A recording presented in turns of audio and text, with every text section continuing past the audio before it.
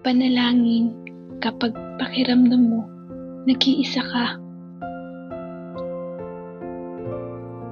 Minsan ba kahit napapalibutan ka ng tao, pakiramdam mo mag-isa ka pa rin? Pakinggan mo ito. Huwag kang matakot sapagkat ako ay sumasa iyo. Huwag kang mangamba sapagkat ako ang iyong Diyos. Isaiah 41:10. May mga gabi na tahimik ang lahat, pero ang isip mo, ang ingay. Yung tipong pagod ka na, pero hindi ka makatulog dahil ang dami mong iniisip. May gusto kang sabihin, pero wala kang masabihan. At kahit may mga tao sa paligid mo, pakiramdam mo wala talagang nakakaintindi. Pero alam mo ba, kahit hindi mo nararamdaman, hindi ka nag-iisa. Sa bawat luha na tinatago mo, nakikita niya. Sa bawat okay lang ako, kahit hindi naman talaga, naiintindihan niya. Hindi siya umaalis, kahit ikaw mismo gusto mo nang sumuko. At kahit pakiramdam mo walang nakakaalala sa'yo, may Diyos na hindi ka nakakalimutan.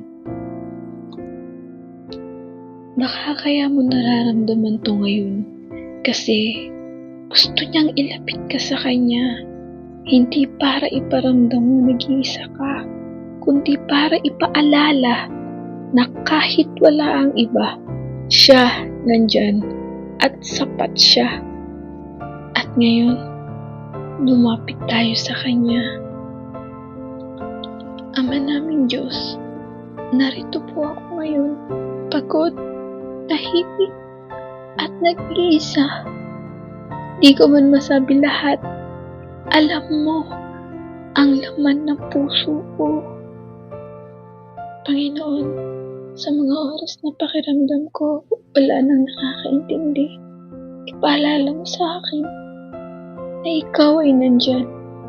Yakapin mo ako ng iyong presensya sa gitna ng katahimikan.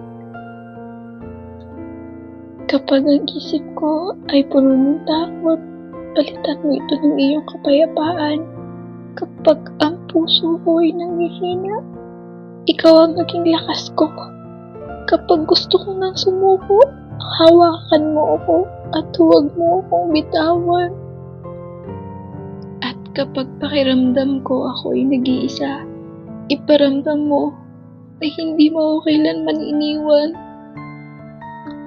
Salamat, Panginoon, dahil kahit hindi kita nakikita, ramdam ko nakasama kita.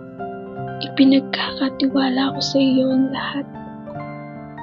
Ang aking sakit, ang aking mga tanong, at ang aking buhay. Ikaw ang aking kapayapaan. Ikaw ang aking lakas. Ikaw ang aking kasama. Sa pangalan ni Jesus. Amen. Hindi ka nag-iisa. May Diyos na kasama mo. Ngayon at magpakailanman.